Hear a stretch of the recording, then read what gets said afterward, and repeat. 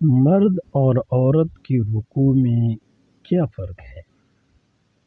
مرد اور عورت کی رکوع میں چند باتوں میں فرق ہے۔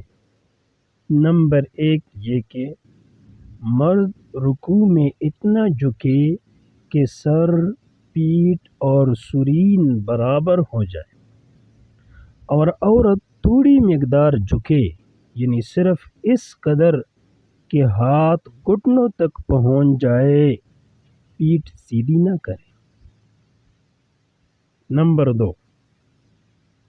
فرق نمبر 2 یہ کہ مرد گھٹنے پر انگلیاں کھلی رکھے اور ہاتھ پر زور دیتے ہوئے مضبوطی کے ساتھ گھٹنوں کو پکڑے، اور عورت انگلیاں ملا کر ہاتھ گھٹنوں پر رکھ دے اور ہاتھ پر زور نہ دے، اور پاؤں جھکی ہوئی رکھے مردوں کی طرح خوب سیدھی نہ کرے۔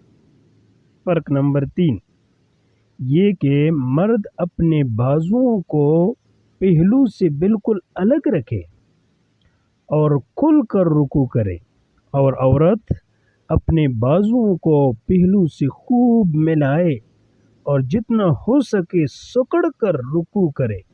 شامی میں ہے۔ یہ ہے فرق رکوع کی حالت میں مرد